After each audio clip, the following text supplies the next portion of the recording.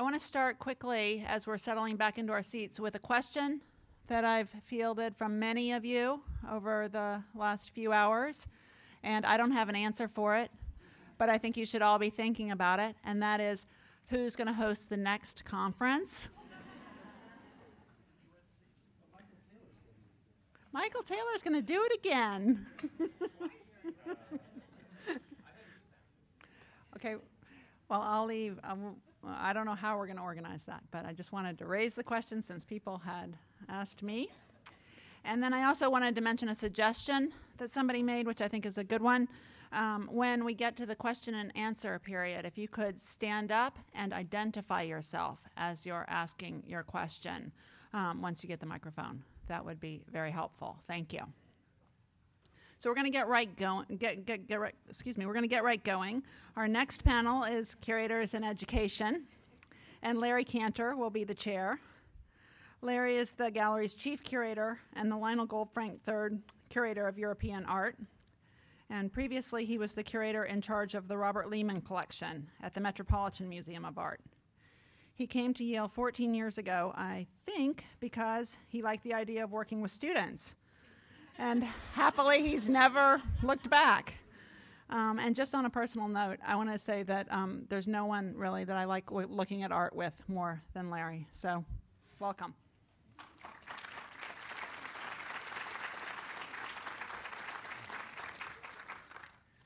Thank you, Pam.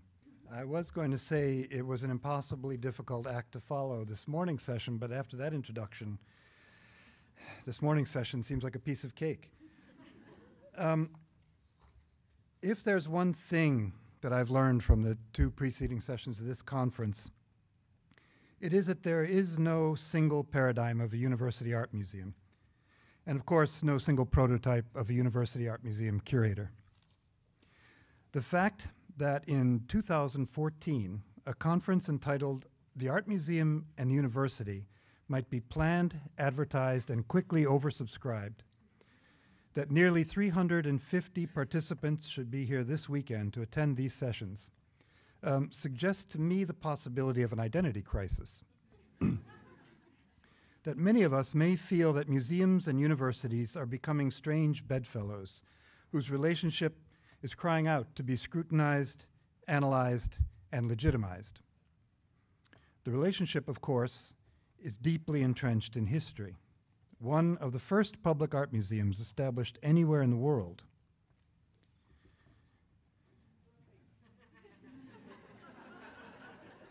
Jim, are you here? Was a university art museum, the Ashmolean Museum at Oxford. The Yale University Art Gallery, founded in 1832, was not only the first university art museum in America, but is also a contender for the title of first art museum of any sort in this country, and among the oldest 24 around the globe.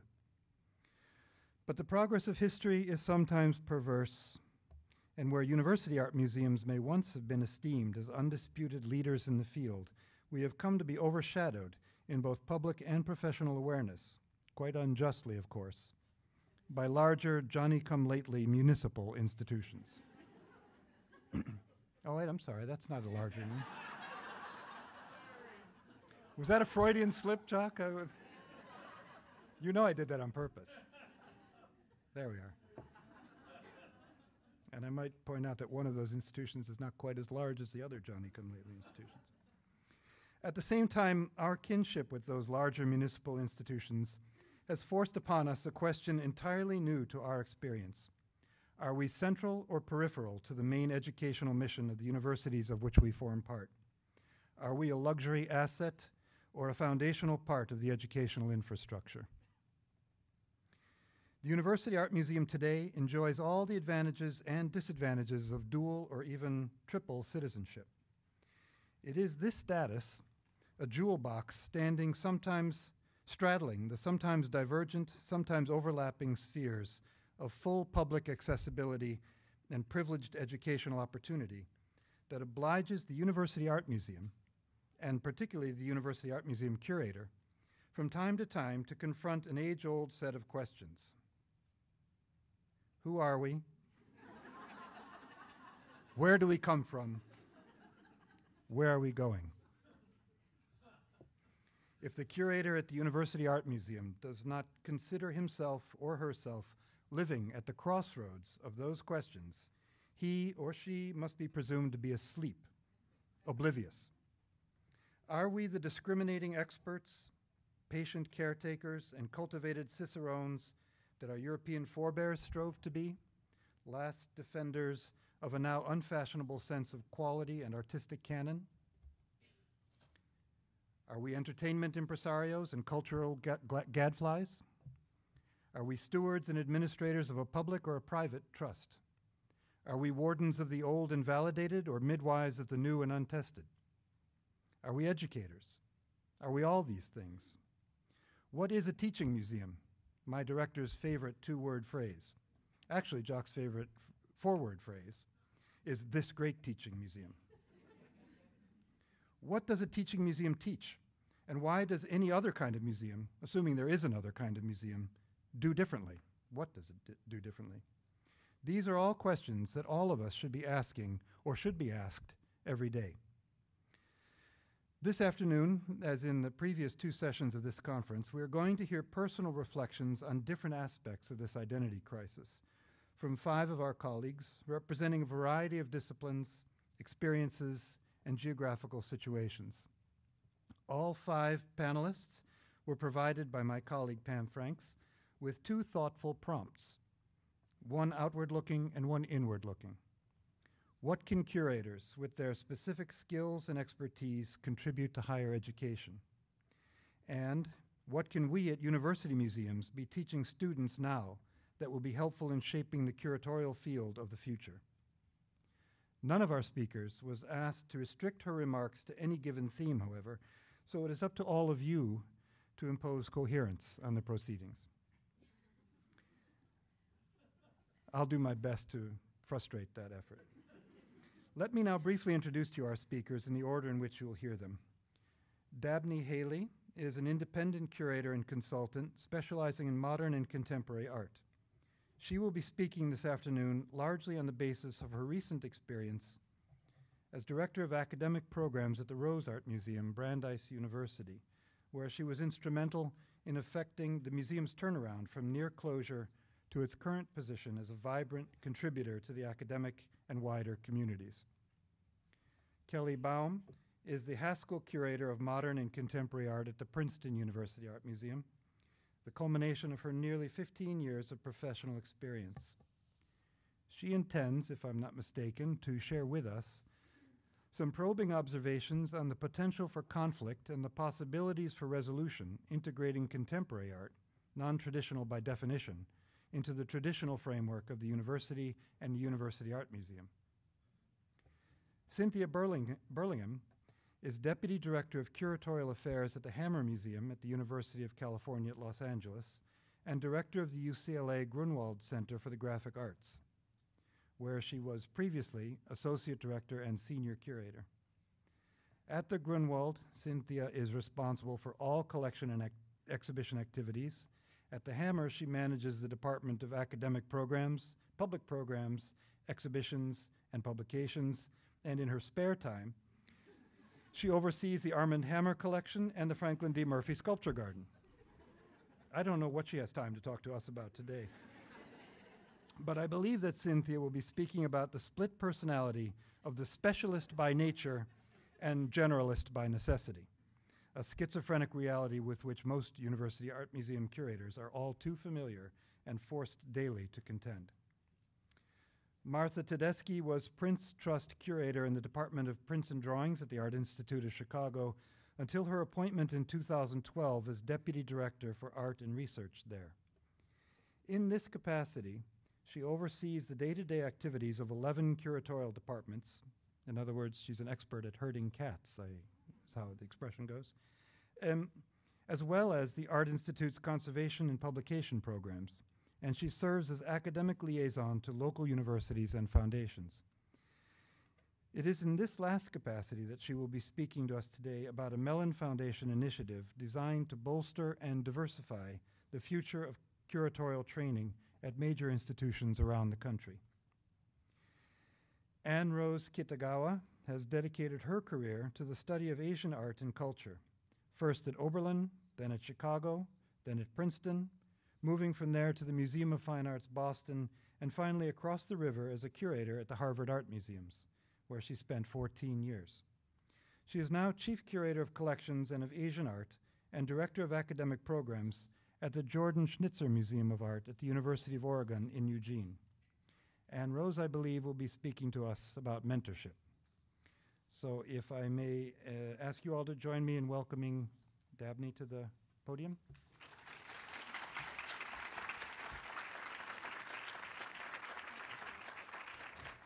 You don't need that one.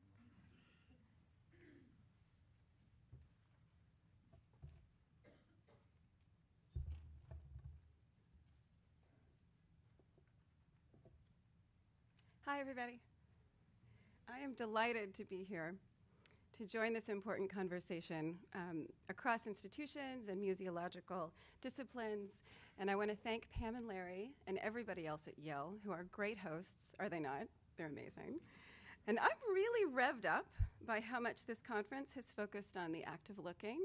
I feel like I could have been on any of the panels, actually, and found myself on this one because I'm a curator. But I'm going to talk about looking too, sort of continue some thoughts from this morning, and hopefully I can expound upon them. And I want to quote a few things that I've heard so far in earlier panels, just loosely quote, to get myself started. Yesterday, Tess said this beautiful thing, let's not let the strangeness of an artwork soften too quickly. Oh, is that better? Okay. Okay, thanks, John. Let's not the strangeness, sorry, hold on.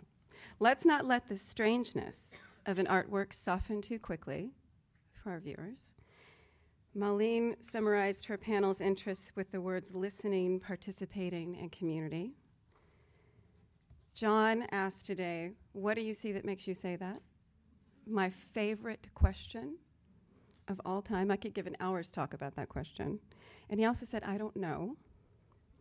Ellen's phrase, combinatory play, is what I think curating and educating are, and I'm both at once. And Sarah's words, failure, persistence, and grit, really struck home with me in terms of what I'm going to talk about. So I hope I'll add to these concepts and concerns a little bit rather than being repetitious. I, too, am interested in our ways of knowing through looking, the process of finding meaning in the visual. In other words, aesthetic thinking, or how we make meaning through the near simultaneous activities of looking, feeling, mulling, and talking as we experience art. These are important components of what is called visual literacy, and they're fundamental to curatorial practice.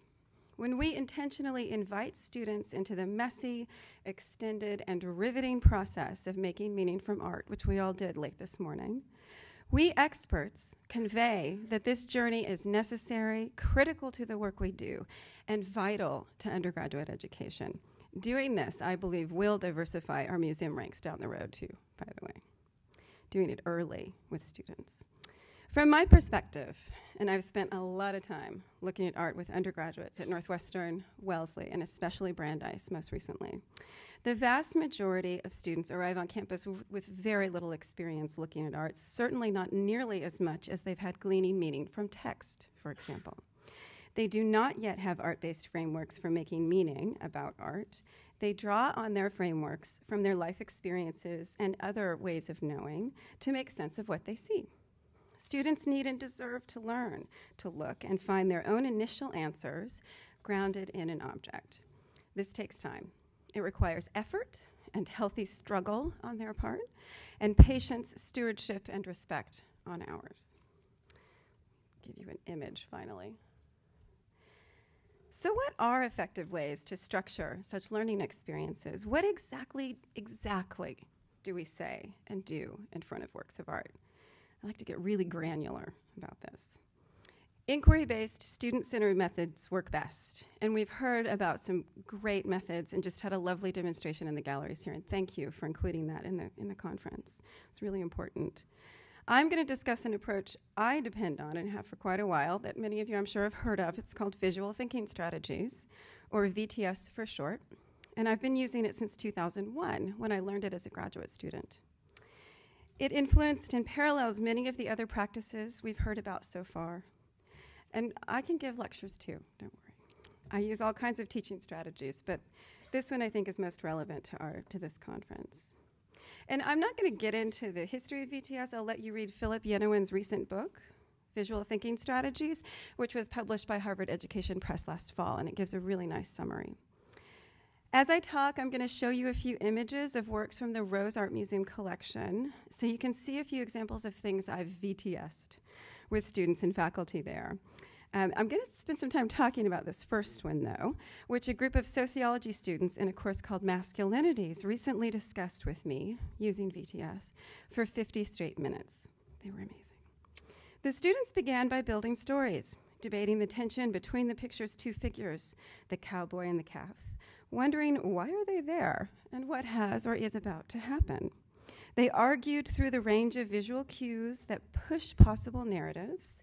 One was that the cowboy's approach and rope suggest he is there to capture and save the helpless calf.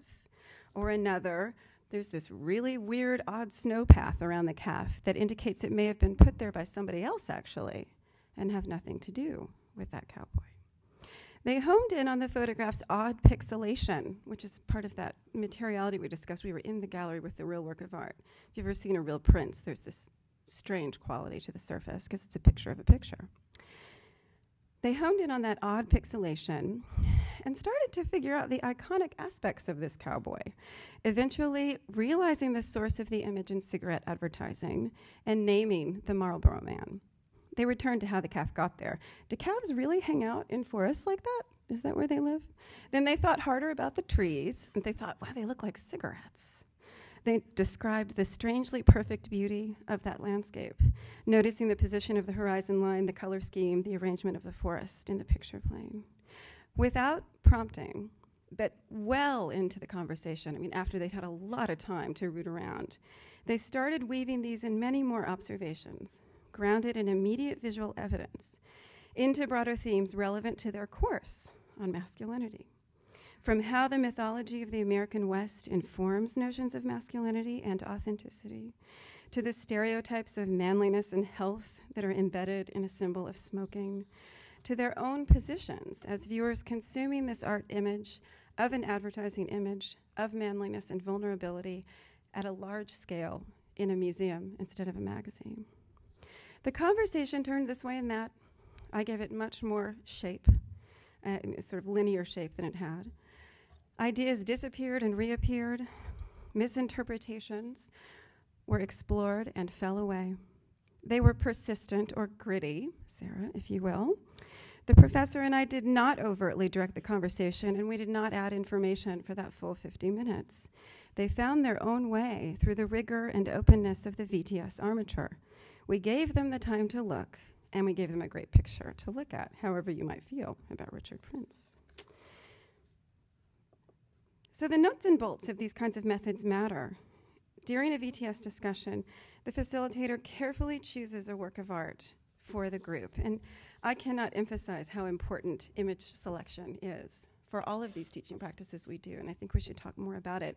And I think that my curatorial expertise lends a lot to that. The facilitator begins with silence, as we did today in the galleries, asks open-ended, evidence-seeking questions, and urges participants to continue looking. The questions are very carefully worded. What's happening in this work of art? What do you see that makes you say that? That favorite question of mine. And what more can we find? She models active listening by paraphrasing every comment in better language, remaining neutral, links comments noting what is being scaffolded or disputed, and frames responses to demonstrate the range of approaches that are arising in the conversation. We don't add expert knowledge, instead treating the work of art itself as the key source of information.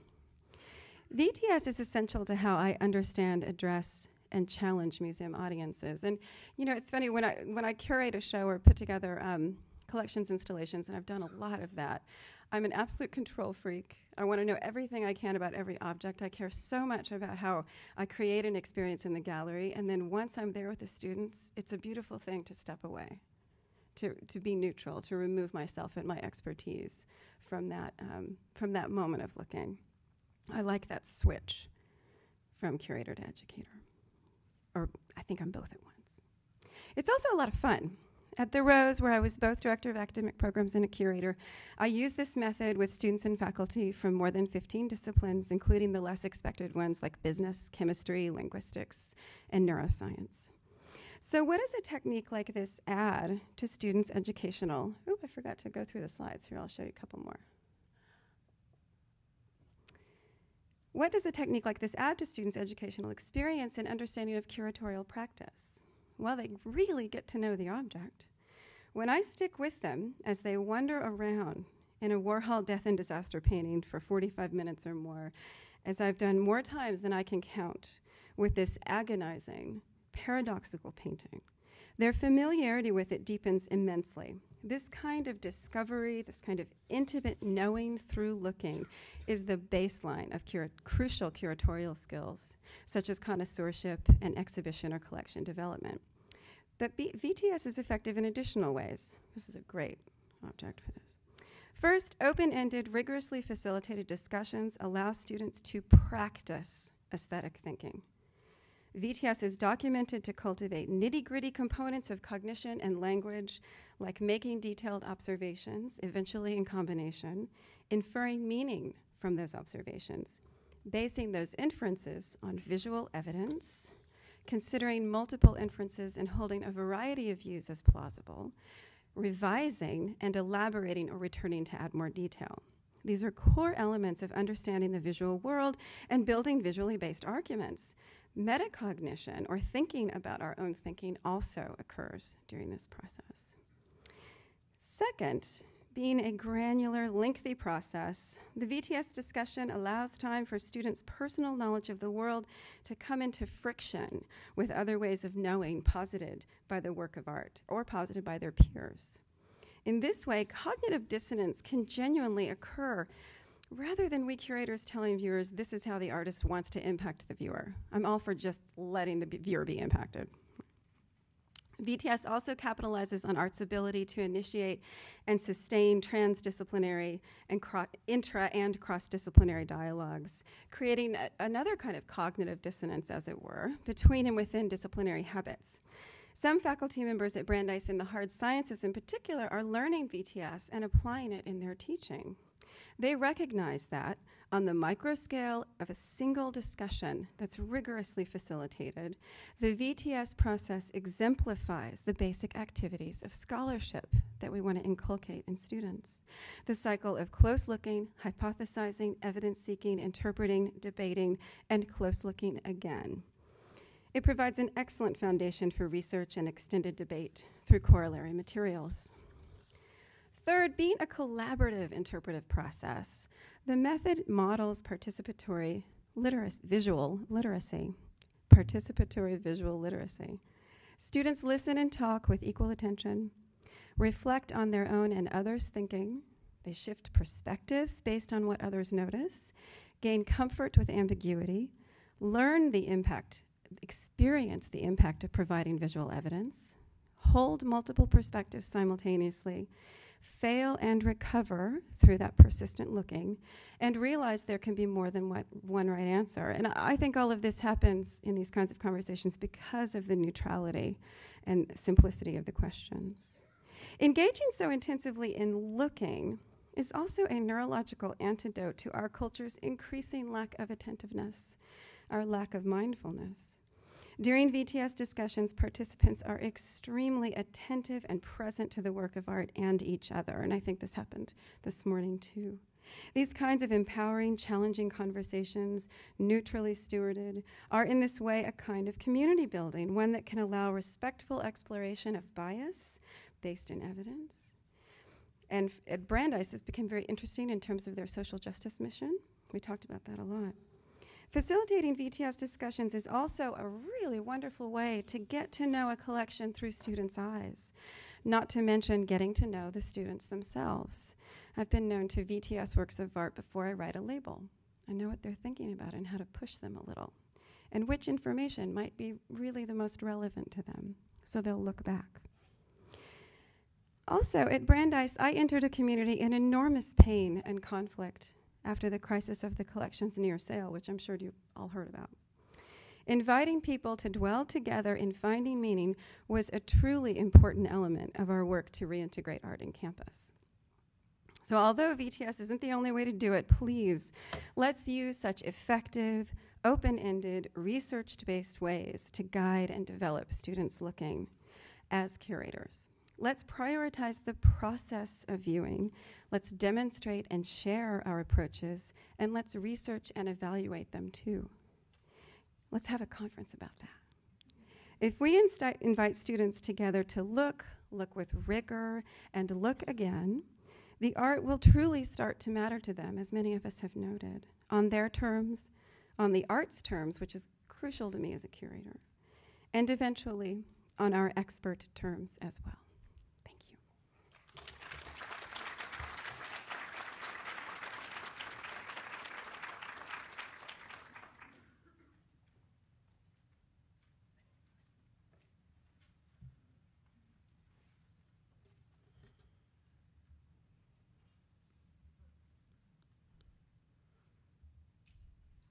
Good afternoon. Many thanks to Pam Franks for inviting me here today. I'm really delighted to join you and talk about the role of the contemporary art curator at the University Art Museum. Can you hear me okay? Is this good? Okay. Thank you. There are several questions before me today. What does the curator of modern and contemporary art bring to the University Art Museum and, by extension, the university? How are her contributions singular and unique? I'd like to pose these questions against the backdrop of two developments, and I'll do the same with their answers. First, as we well know, art history departments are dominated by students specializing in modern and contemporary art. Some of these students will pursue careers in academia, criticism, publishing, and editing, but many will choose to curate. This means that the curator's pedagogical role extends beyond object-based learning. The curator of modern and contemporary art isn't merely teaching about and through works of art. She isn't only disseminating art historical knowledge, she is also helping train the next generation of curators. She plays a crucial role in students' art historical as well as their professional development, in other words. Second, curators of contemporary art, as distinct from curators of modern art, are operating under conditions of dramatic change. Over the last 25 years, the labor of the contemporary art curator, as well as the ambitions, priorities, and imperatives of contemporary art curating, have evolved considerably. No longer merely a connoisseur, caretaker, steward, and exhibition maker, the contemporary art curator now serves as producer, advocate, fundraiser, publicist, coordinator, catalyst, negotiator, diplomat, accountant, broker, intermediary, participant, entertainer, and collaborator as well. She organizes shows, oversees collection rotations, and publishes books, but she also commissions works of art and programs experiences that occur in real time. And what I'm showing you on the screen are several of the programs and exhibitions that I've been involved at, both at the Blanton Museum of Art, where I used to work, and Princeton. Her field of activity and expertise, as well as her duties and obligations, have multiplied considerably, engaging far more and far more different talents than in the past. Curators of contemporary art now operate in an expanded field, and more than ever, they mediate the relationship between art, museums, and their publics. Much of the pressure on curating, specifically the curating of contemporary art, originates with institutions on the one hand and globalization on the other. Perhaps most importantly, though, it can be traced to the very stuff we study and display, art. Art itself has precipitated developments in curating.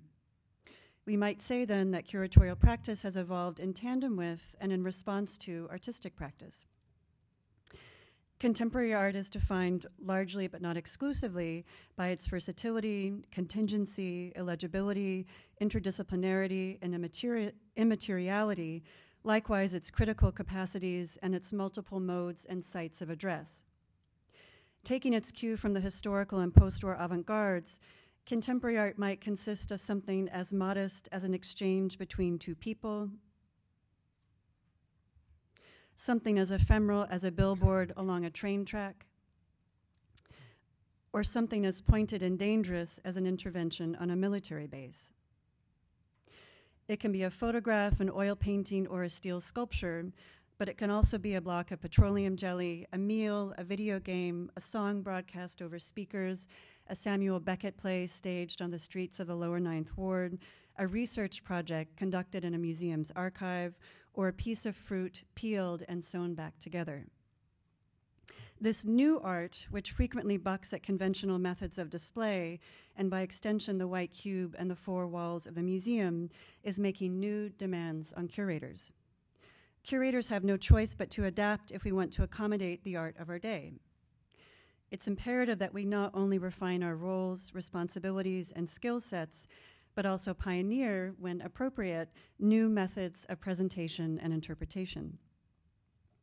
So, let's assume that one of the primary roles of the curator of contemporary art at the University Art Museum is to train future curators at a moment of radical change in the field of contemporary curating itself. How should she prepare students for the profession? How should she provide them with the logistical and methodological toolkit necessary for operating as a curator today? At a very pragmatic level, I'd recommend that contemporary curators offer seminars in curatorial practice, seminars that survey the most innovative approaches to exhibitions and collections and debate the growing body of literature on contemporary curating.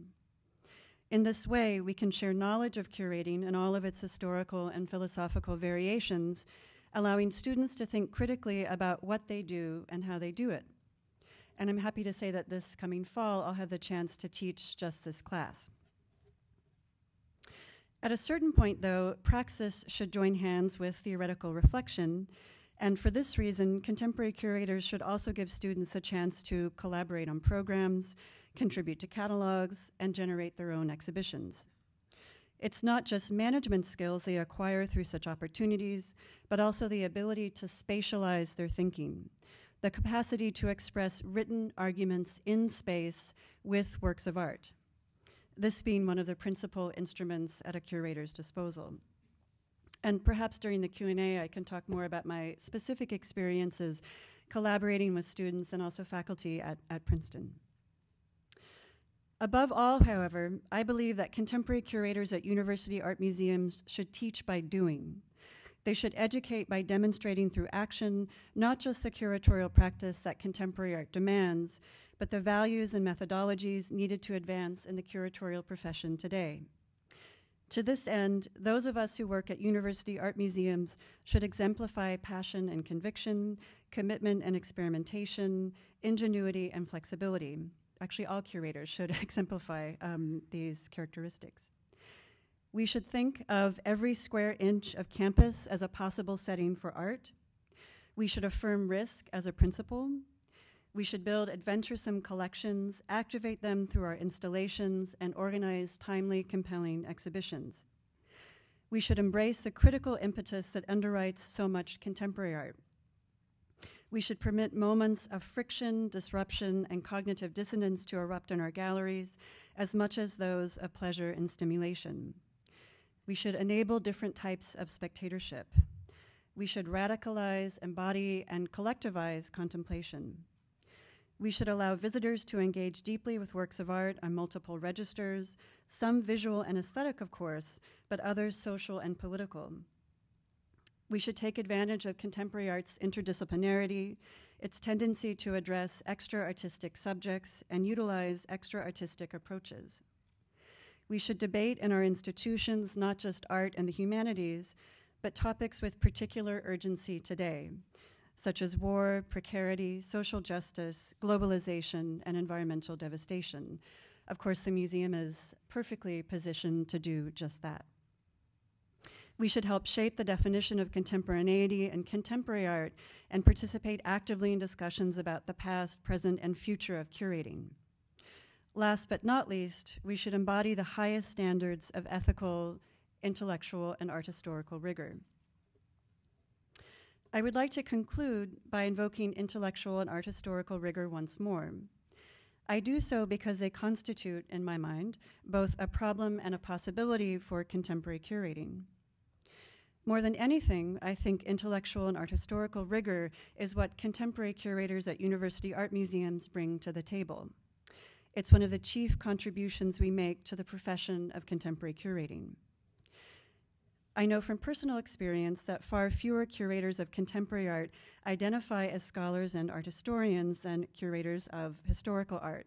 And I wanted to add here that I don't think you need to have formal training in art history to think art historically. I also want to affirm the importance of interdisciplinary thought to the study of art. Even more troubling is the fact that reporting on the new too often passes these days for acts of contemporary curating. This has profound ramifications for both art and our profession. Thus, my particular affinity for university art museums, which serve as bulwarks against the dehistoricization and de-intellectualization of contemporary art. In the interest of producing real knowledge about the art of the present, in the interest of thinking prospectively about the field in which we work, in the interest of modeling not just what contemporary curating is today, but what it should be, it's contingent upon those of us employed by university art museums to affirm the programmatic relationship between curating and art history, exhibition making, and scholarship. Contemporary curating will be better for it, as will the future curators we are helping to train. Thank you.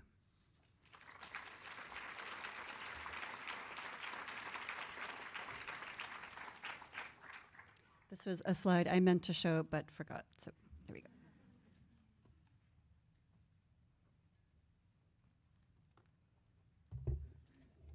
How's this sound? Can you hear me? Someone yell? Okay, thank you. All right. As Larry noted, I'm responsible for a wide range of departments, which is a cautionary tale if you stay somewhere too long. But today I'm going to talk about a much smaller piece in many ways and a larger piece in some ways too, which is my responsibility as director of the Grunwald Center for the Graphic Arts. It's a pretty extensive collection of works on paper, about 50,000 works on paper, ranging from the Renaissance to the present, mostly prints. This collection exists within a larger museum, the Hammer Museum, which has a primarily contemporary focus in its exhibitions and programs, and also in its new collection that it's starting. The Grunwald, though, was established in 1956 at UCLA by a man named Fred Grunwald, who was a Los Angeles collector who wanted to donate this collection that he had at the time of works on paper as to serve for a real resource for students. That was the primary goal of that at his time, and that is why he chose UCLA. It was always an independent collection devoted to works on paper and not seen within a more comprehensive context of other collections like you so grandly have here, obviously, at Yale. For almost 50 years, it was housed in a gallery on campus that considered itself a Kunsthalle, didn't have a collection. And it was on a huge campus with over 40,000 students. In some ways, it has been a bit adrift on its own in certain ways, but perhaps you think of it better managed as part of a special collections library, as print collections often are, because they usually don't come sort of by themselves. But we've been very lucky in that we've always been housed within a larger art museum for which the sort of classic to the contemporary has always worked for us. One of my primary interests always has been, particularly for the Grunwald, how it can be used by faculty and students in various departments across campus. Historically, the Grunwald collection has not been of particularly great interest to the art history faculty, who at some college and universities look to museum collections as kind of extensions of their own departments. Indeed, in recent years, right now, as a matter of fact, the art history department does not have faculty in any areas of the Grunwald's collections, basically from the 15th to the mid-20th century, except for contemporary. And some time ago, the studio art faculty decided to eliminate printmaking as one of its offerings. And it sold all of its presses. I'm happy to say today that they're offering, if you stay somewhere long enough, you eventually get to see it come back around. Today, they're offering printmaking again. It's one of the most popular classes. And UCLA has one of the, obviously, the top studio programs in the country. And fantastically great artists teach there. So sometimes out of necessity, we have sought out faculty in all disciplines. And most recently, particularly because of the mission of the Hammer, we have a real focus on artists' use of the collection, particularly undergrad and MFA students and faculty. Most colleges and university museums that have collections have some sort of print collections generally. The pedagogical model of the print study room in itself, it's a kind of a cross between a classroom, gallery, and library, has been around for decades. And I show you a few slides here, which, by the way, were hastily assembled from photographs on my phone when I realized that I was probably the only person who did not have visuals yesterday. So this would not be my choice of it's places I've been recently. How about that? Upper left is the Art Institute of Chicago, the entrance to their prints and drawings galleries. And then the Grunwald on most of the others with the Getty Research Institute study room thrown in. Anyway, it's kind of an odd marriage, however, works on paper collections. They've historically been grouped together primarily for housekeeping reasons, putting all works together just because they have the same support, despite their country of origin or culture. Many curators who represent works on paper collections often begin as generalists in Western art history, but often a single works on paper curator will represent an entire collection with a full range, like the Grunwalds, of European, American, and Asian works of art from the Renaissance to the present. On one hand, it's a bit much to expect a curator to have an expertise in over 500 years of art history, but nevertheless, this has sort of become a basic requirement for most works on paper curators. I've spent much of my career realizing that the most important thing is to know what I don't know. So how is a collection formed in this way remain viable when museums are constantly shifting and changing the organization of curatorial departments? I brought this up with John Walsh a couple of weeks ago, who assured me that he felt that Princeton drawings curators would always be around, and I asked him if it's because everyone's so scared of what's in there. In a way, though, I do think that prints and drawings, to a certain extent, are the best examples for university collections and studies. They can represent hundreds of years of artistic practice and a variety of cultures. By preserving a wide representation of works on paper that can range from daily comics by Daumier or even anonymous cartoonists to unique impressions by Rembrandt, these collections represent a range of production from what was considered kind of disposable prints representing quotidian life to individual works of high artistic value, with quotes. And then there's the question of technique. Printmaking seems to be a mystery to most people, including me. I spent much of my early career avoiding the materiality of prints, as I felt that I was kind of annoyed that it was always the first question people asked about prints, and it kind of demeaned it as a work of art. And I also didn't know how to answer it. And I always say, ask an artist who makes prints, because there are, we also, in my early years, worked with Jasper Johns on his series of Farad's Fizzles. Jim Cuno and I worked on this catalog and found out that actually artists don't remember either. Well, since then, though, I've changed my mind. And some of the most interesting encounters that I've had with students have been in looking deeply at the materiality and the physical qualities of works of art on paper. I've come to focus many of my sort of 15-minute lunchtime art talks on looking at one work of art on paper. These talks we do once a week. They're presented to this kind of regular crowd that comes in from the offices and the surrounding high-rises. And I usually start with an examination of all aspects of a single work talking really about how the curator goes about acquiring something for the collection. I usually talk about something I acquired. There's something about if people are allowed to look at the back of a print and see hinges, that they really feel like they're being let inside a secret community. There's also even a more easy access to prints that's perhaps not obtainable quite so easily in all mediums. They look in many ways kind of uncomfortable framed and glazed in galleries to me. I think it's always hard to exhibit them, even though I do that all the time, obviously. But they can be the subject of very close individual study or group discussion. The potential of a certain kind of intimacy in a student's interaction with prints can lead to a level of comfort and familiarity with works of art. You can sit with a box of them in front of you, unframed. You can look at the backs of them. You can compare impressions. You can see how later editions differ from an artist's concept. You can see how a work is misrepresented sometimes by condition, learn the difference between what represents the artist's intentions and what does not. Much of my curatorial interest, though, lately has been encouraged by the interests of artists who, unlike many art historians, don't usually focus their interests on particular historical areas or genres. Many of our, quote, best customers in the study room are artists who work primarily in other media. Many come from campus, but they also come from far afield. Many want to know answers to questions such as how and why artists like Rembrandt made a print or made a drawing.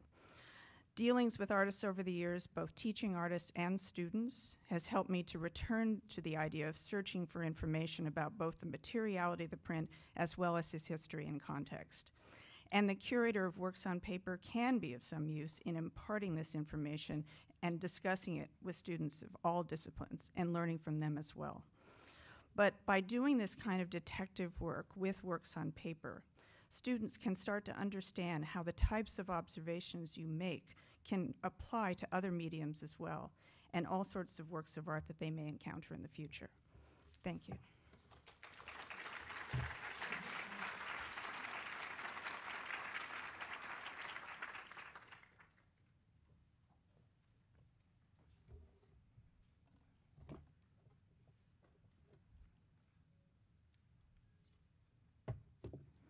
Well, here, Cindy, as a former and longtime curator of prints and drawings, that was just sheer delight listening to that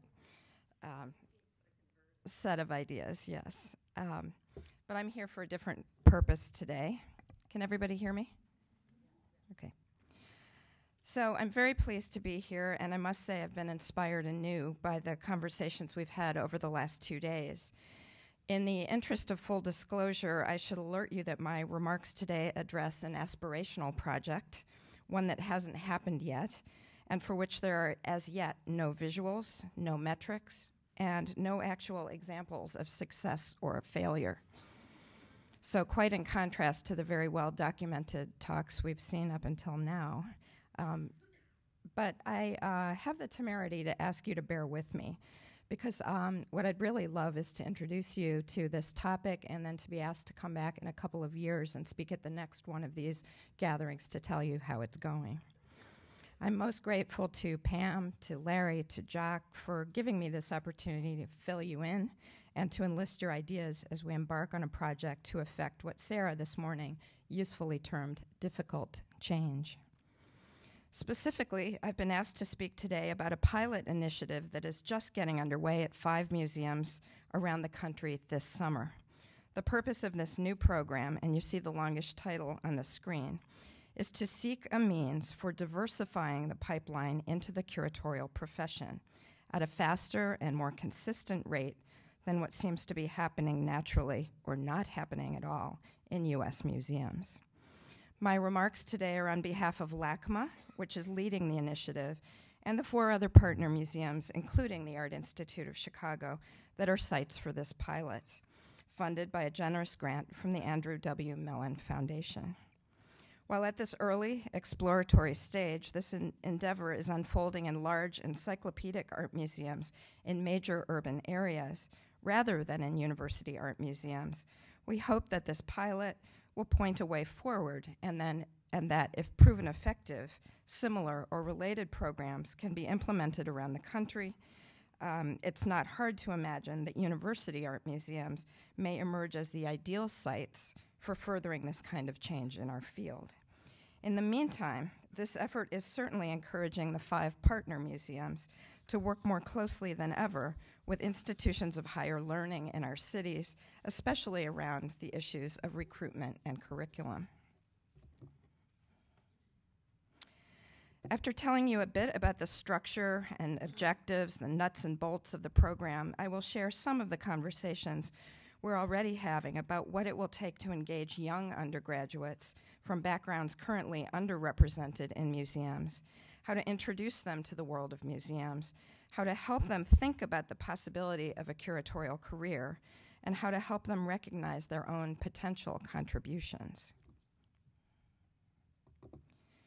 As structured, the Mellon undergraduate program is absolutely about object-based learning and museum practice. But perhaps even more, it is an attempt to tackle the question of how we inspire the next generation to seriously consider our profession, despite the fact that it may seem financially risky, too competitive, or unfamiliar and unwelcoming.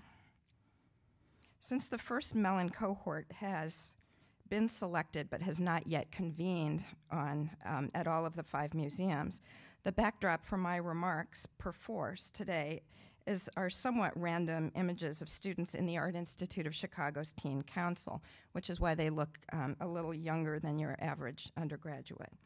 But the Teen Council shares many of the objectives of the Mellon undergraduate program, and it may, in fact, we hope, prove to be an important feeder program into the Mellon project. Shortly, the Art Institute will also be announcing another Mellon-funded initiative around object-based study at the graduate level, a robust collaboration between the museum, the University of Chicago, and Northwestern University. It's intriguing to me, although still an aspirational idea, to think about how a string of connected programs might provide a roadmap for students interested in our profession, sustaining their growth from high school into graduate school through a transformational relationship with the museum, its staff, and its collections. So we're just getting started. In June of this year, beginning with week-long immersive summer academies, the Art Institute of Chicago, the High Museum, the Los Angeles County Museum, the Museum of Fine Arts Houston, and the Nelson Atkin Museum will all launch the Andrew W. Mellon Undergraduate Curatorial Fellowship Program, which will provide specialized training in the curatorial field for students across the United States from diverse backgrounds.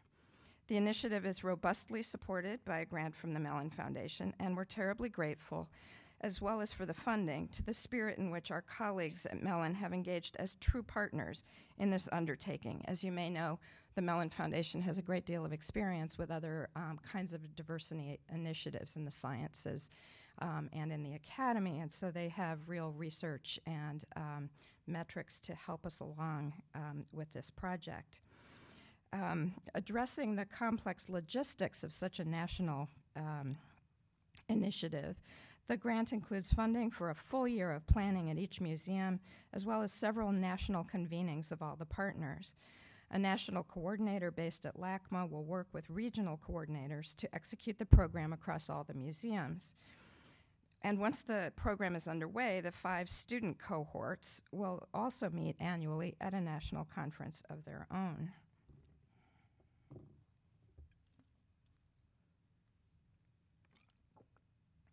So our objective, the Mellon Undergraduate Curatorial Fellowship, seeks to make a critical impact on American museums by developing gifted curators who are committed and able, by virtue of their own diverse perspectives, to engage with the full spectrum of museum audiences and collections. Students will participate in fellowship program activities throughout their undergraduate careers with the goal of continuing their education as well as their involvement in museums through graduate work. Preparation for graduate study, including the opportunity to produce polished original research on museum objects, will feature prominently in their curriculum. 20 students nationwide ultimately will be selected as fellows for this intensive program, following summer academies held at each museum. The Summer Academy is designed both as a means for recruiting potential fellows, but also as a way to touch a larger cohort of students through the Mellon program. 15 students will participate in each summer program at each museum. A one-week intensive introduction to museums and curatorial practice. Each Summer Academy will consist of object workshops, tours, field trips, and conversations with curators and other museum professionals, as well as a series of creative exercises, including combinatory play, which we've heard so much about today, creative exercises based on the collections. The academies will be offered in summer 2014 and summer 2015 at each partnering museum. This program is open to rising sophomores and rising juniors enrolled in colleges and universities near the partner museums, testing the idea that it is important to reach out to younger undergraduates who are just contemplating their academic majors. The student cohorts span historically underrepresented groups in the curatorial field and have been asked to consider in their personal statements, among other things, how they might support the goal of promoting more inclusive museums. The 15 students in each summer academy will have the opportunity to apply for 2 multi-year Mellon fellowships each year. While the fellowships provide a rigorous, in-depth experience, including intensive mentoring and paid summer internships, the summer academy experience is meant to make students feel comfortable and welcome in their museums and introduces students to what curators do and to the wide network of professionals with whom curators collaborate, for example, in conservation, conservation science, education, and technology. We must use this immersive first week to make a case for our profession, to intrigue the students with objects, collections, behind-the-scenes experiences, and especially examples of how real curators are making a difference in the world, including in our local communities. The Mellon Foundation has shared with us research that shows that parents and families are more likely to be supportive of their child's career choice, even in the seemingly risky art world, if it can be shown to have relevance or benefit to their own community. To address this issue in Chicago, we are devoting an entire day of the Summer Academy to a field trip in Hyde Park, the neighborhood surrounding and including the University of Chicago. This is an area of the city once marginalized that has been revitalized through the arts. Both the university and community arts centers have partnered and participated in this renaissance, and curators with innovative practices, think Theaster Gates or Hamza Walker, for example, have been at the forefront of this movement. Hearing the story of these curators or artist curators and visiting the centers where so much inspiration and innovation is happening in real time will, we hope, show that the curatorial profession is not only alive and well, but also relevant, important, and even visionary. I'm pleased to say that in Chicago, the Mellon students are also being heartily embraced by our own Art Institute community, all the way to the trustee level. So, for example, the farewell dinner for this year's Summer Academy will be hosted by an Art Institute trustee in her home, and we've managed to entice the inspirational Thelma Golden of the Studio Museum to join us and speak informally with the students over dinner about her own journey in the arts. As I've mentioned, 2 Mellon Fellows will be selected following each of the summer academies at each museum, forming a national cohort of 20. These students will be evaluated according to a nationally established criteria that will include assessment of academic motivation and ability, but also their own focus and desire to enter the curatorial field. Fellows will receive a stipend during the academic year in order that they can devote their time to museum mentoring activities rather than to part-time jobs. In the summer, each fellow will be embedded in a curatorial department in a funded internship. Mentors play a key role here, providing moral support and career advice, working with students to enrich the academic experience, increasing their exposure to the full museum context, and ultimately supporting application to graduate school if the student so decides. We hope that this initiative, if carefully guided and expanded to other museums and communities, can have critical impact on the vitality of museums and museum leadership around the country. And we will learn a lot during this pilot phase about how to foster a new and more diverse generation of museum professionals, one that truly reflects the changing face of our country. As these first cohorts of aspiring curators move into the profession, they in turn can be the catalysts, mentors, and role models, and they will be the ones that really make the difference.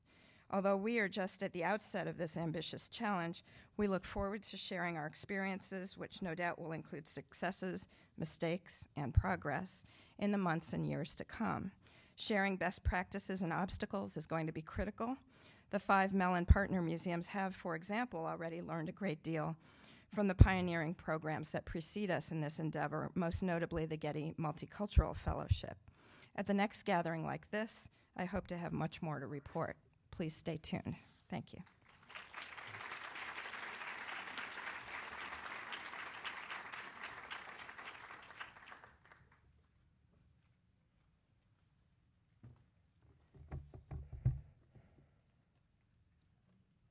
Good afternoon.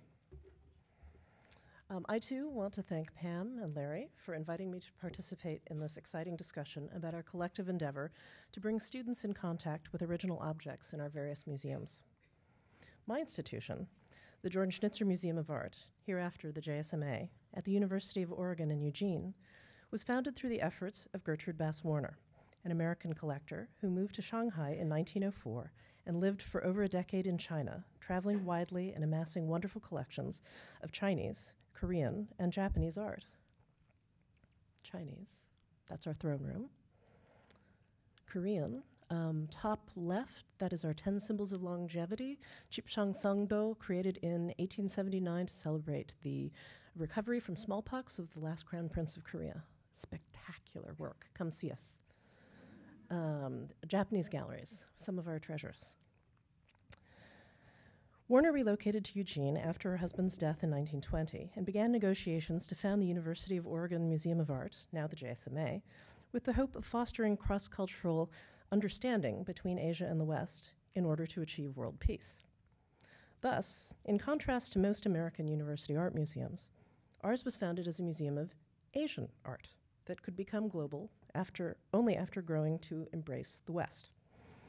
We've made significant inroads in those efforts and now boast a collection of over 13,000 objects that emphasizes the art of East Asia and the Americas, especially the Pacific Northwest, but also has made progress with regard to Europe and Latin America, and we aspire to broaden our scope to better represent other world cultures. In our effort to continue Warner's goal of educating about Asia, we strive to bring up to the present our representation of China, Korea, and Japan, lest it appear, like it used to, that everyone in Asia died in 1900, such being the weight of her legacy collection. Whoops, I'm sorry. That's where we're supposed to be. Like your institutions, the JSMA plans exhibitions and programs with an eye towards both the education and enjoyment of our on-campus academic community and our broader local, regional, national, and international audience. Recent years have seen us diversify the scope of our activities, and yet, as an academic art museum, our core mission is to make and keep ourselves relevant to UO faculty and students in all disciplines, which we do in greater numbers each year, to the tune of 24 exhibitions, 6 regular courses, 158 other class visits and events during our last fiscal year with a staff of 25. I was attracted to the JSMA because of the strength of its Asian collection and the institution's intense focus on students. Despite being a large state school, we try to give a small liberal arts college level attention to the 45 to 50 UO students who work with us as interns for practicum credit, as work study, or as volunteers in various capacities in every museum department. Like you, we do our best to mentor these students, many of whom are charged with significant responsibility. For example, in the past 3 years, I can think of 10 exhibitions organized by UO graduate and undergraduate students. I'll show you a couple of them here. This was the coolest thing ever. Faith did her thesis on a 19th century Japanese woodblock printed game of monsters. And we thought, how can we invite people to play? Well, her translation was blown up to twister size on the floor, and people used digital dice, which you can see on an iPad in the background, and their own bodies as game pieces in order to play the game. Most of our publications include original research and writing by students. Likewise, most of our educational programming and almost all of our events benefit from their involvement. We fold students into these various projects because we believe that doing so will enhance their education in ways that differ from their regular academic work. As a government-funded museum in a relatively impoverished state, we lack the financial resources of, we lack the financial resources of many elite university museums, but we're spry and entrepreneurial, and we do our best to pool the limited available resources to contribute to our students' experience with the hope that the time they spend with us will give them a leg up in their next museum job, or at least provide useful growth and new skills that will help them succeed no matter what they choose to do in the future. My answer to Larry's questions are, what unique skills do curators have to offer higher education? Well, we've spent our lives looking closely and applying all that we've learned to the various artworks in our care. We've honed the craft of carefully and respectfully juxtaposing those original objects with other works and information in various architectural settings, which is different than doing so exclusively in print or in audiovisual presentations. Hopefully, through careful mentorship, we can not only pass on those skills, but perhaps even more importantly now, help this new digitally oriented generation rediscover the joy of original analog objects. What should we be teaching the next generation? In addition to the appreciation of art, we can impart, in addition to the appreciation we can impart regarding the value of direct personal encounters with art and the various skills needed to function effectively in a museum, I think we have a great deal to contribute in terms of work ethic and style. University art museums are inherently collaborative, and whether or not your students choose to go on in the field, the value that they gain from learning to think creatively, express themselves clearly, interpret and respond appropriately to different objects, people, situations, and ideas, meet deadlines, do more with dwindling resources, and build sustainable partnerships. These will all serve them well in the future. From the standpoint of a curator who specializes in non-Western art in an American university context, I think that asking students to look deliberately, think carefully, and question their own cultural assumptions is also bound to be of lifelong benefit. As an Asianist, I have the privilege of living in an alternate museum universe, an Asia-centric art museum, which creates an interesting backdrop for discussions of European and American, or what I sometimes jokingly call non-Asian art. It is also refreshing to work in an institution where modern and contemporary art aren't defined exclusively as Western developments. You know who you are. Our desire to bequeath our collections to a well-informed generation of future museum professionals requires that we nurture not just the passion, curiosity, scholarship, and showmanship necessary to create stimulating exhibitions and programs, but also the combination of object literacy, cultural sensitivity, research and connoisseurship skills, and talent for outreach that are required of all curators. When I think about my own career, I'm struck by the resonance of specific moments with original objects, often with the mediation of enlightened mentors, both during my education and for the years that I worked at the Art Institute of Chicago, the Museum of Fine Arts Boston, the Harvard Art Museums, and now the JSMA. I was born in Hyde Park to two University of Chicago professors. As a child, I recall weekend visits to the Oriental Institute, where I loved lying down next to the mummies to see how tall I had grown, and standing in awe beneath Sargon II's massive, human-headed winged bull. The wonderful book from the mixed-up files of Mrs. Basily Frankweiler about two runaways who live in secret for a week in the Metropolitan Museum did much to fan my ardor, reinforcing a sense of ownership of my local institutions filled with my favorite objects. In high school, I took art history and was enthralled to learn about various historical works and artists, but frustrated with the Eurocentrism of our study. Then one day, David McCulley came to present a cheeky book he'd written called Motel of the Mysteries, which simultaneously lionized and parodized the worlds of archaeology and museums. How exciting that an artist could not only study the past, but also enter into a dialogue with it and even lampoon it. I attended Oberlin College with its extraordinary Allen Memorial Art Museum, and there had the very good fortune to study with David Sensabaugh, now the Ruth and Bruce Dayton Curator of Asian Art, here at the Yale University Art Gallery. David is the ultimate Confucian scholar and remains to this day the best teacher I've ever had. Sorry, I'm getting verklempt. He managed to present elegant synopses of unbelievably broad swaths of Indian, Chinese, Korean, and Japanese art in his surveys. And believe me, if you think prints are a stretch, we've got millennia, people. And intoxicating glimpse into the wonders of specific fields in his seminars. Would that I had another lifetime to devote to the study of Chinese literati painting.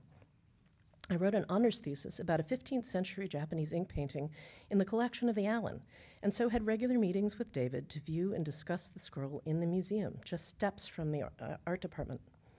Careful observation and analysis of the painting's style, composition, and condition brought to bear everything I could read on the topic and comparison with relevant works.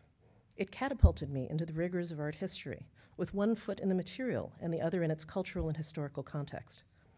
The opportunity to spend time looking closely at original objects with such a thoughtful advisor was priceless.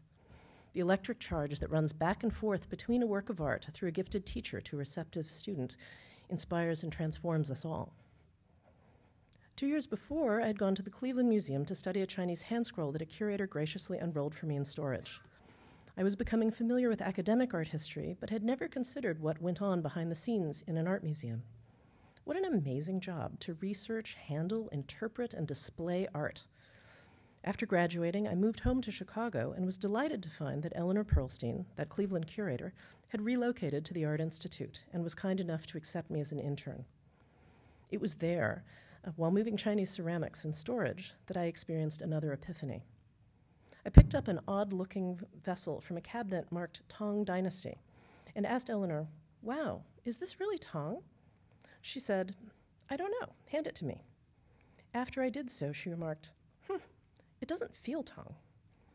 This completely blew my mind, and I demanded that she give the piece back because I hadn't thought that Tang was something that you could feel, and I was desperate to know what it felt like.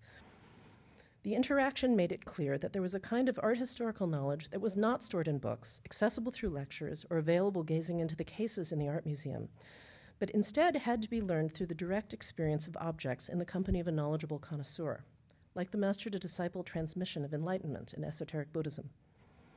David and Eleanor are but two of my many sensei. I could tell you similar stories about discussing Shang Bronze's technology with Robert Bagley, surveying Buddhist paintings with Annie Shimura Morris, cataloging Chinese ceramics with Robert Mowry, or looking at ukiyo-e with Roger Keyes, not to mention the mind-bending lessons of looking at art with conservators and artists. These are just a few of my specifics. I'm betting that everyone in this room has a personal pantheon of significant teachers and objects that have helped to shape who we are and why and how we do what we do. It is the responsibility of anyone who aspires to this kind of knowledge to experience as many objects and cultivate as many mentors as possible. The hands-on encounter contributes to that almost magical sense connoisseurs develop that helps them situate a given work. The only place to develop such skills is the art museum, or perhaps the home of a collector. My own experience notwithstanding, municipal museums are less likely, although I should amend that since what Martha was saying, to encourage this kind of hands-on student contact with art. For this, the teaching museum is the critical learning laboratory. With such goals in mind, the JSMA strives to bring our students into direct contact with original objects. We partner with faculty to install works that they can assign, and in some cases the task is for students to create labels that will bear their names and be displayed beside those objects. Many of our happiest hours are spent facilitating, helping students develop their visual acuity, bring their book-derived knowledge to bear, and hone their reasoning. A life spent in this way, in the service of both art and people, seems a fitting tribute to the mentors that taught and continue to inspire me. There are so many other forces that come to play in the lives of curators, but I'm hopeful that no matter how responsive we must become to those, we will not lose sight of this vitally important and unique legacy.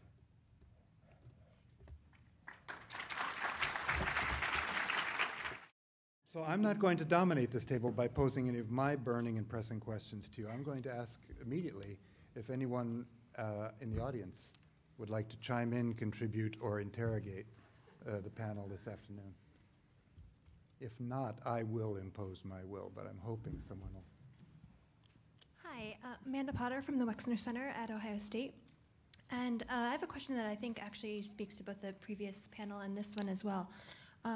You spoke about the importance of intervening with these students early on in their academic careers. And you mentioned the rising, the program with the Mellon rising sophomores and juniors. At Ohio State and many other public universities, students have to declare their majors or are highly encouraged to declare majors upon enrolling. So how do we reach those students? And then a kind of corollary question is, we all know the magic that happens in these small groups and that happen with maybe advanced undergraduates in small group seminars.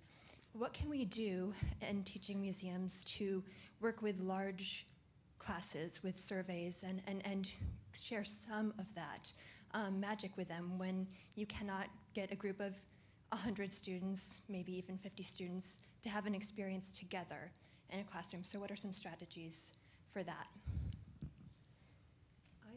I can answer the second part of your question.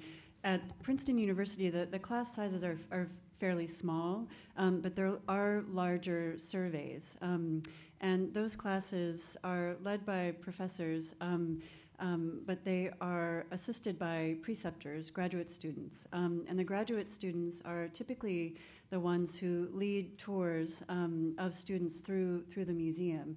And so, in fact, an entire class rarely visits a museum simultaneously, and I'm talking specifically the lecture classes, but instead they visit in groups of 8 or 10 or 12. And so that's one very practical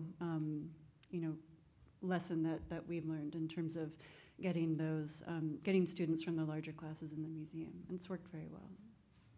I could address your earlier question about trying to reach younger undergraduates.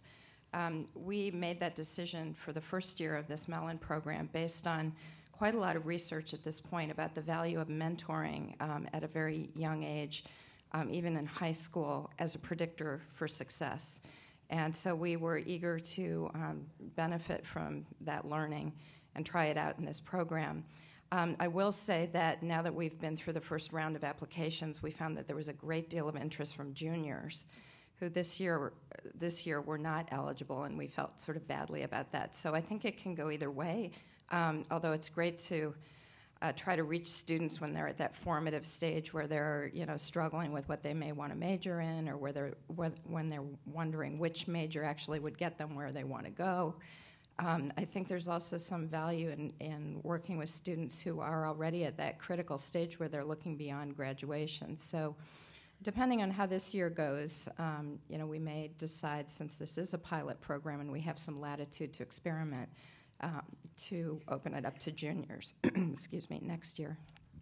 I also think when you have the problem of those big courses and maybe you don't have the team of people to guide the smaller groups, or you need to establish that, you can come up with really great writing assignments with particular open-ended questions and give students some vocabulary to help answer them. You can ask them to work in small groups together just to get them engaged in that looking process. Of course, I prefer it to be facilitated, but there are always limitations. And I also am a huge proponent of, I think at universities we need to start visual literacy courses that would include a whole range of ways of learning, not just VTS, although I think those kinds of methods can be a kind of glue across a year. There are also those sorts of methods. It takes a long time to grow complex aesthetic thinking skills, and we need to give students the space. But those classes can involve sketching and writing assignments too, and examinations of architecture and film, and you could really broaden it out. I would love to see. I've always had that course in the back of my mind.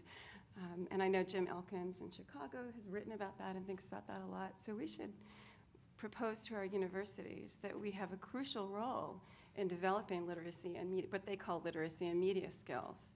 I have lots of other names for them. I have some hesitation around those words, but anyway.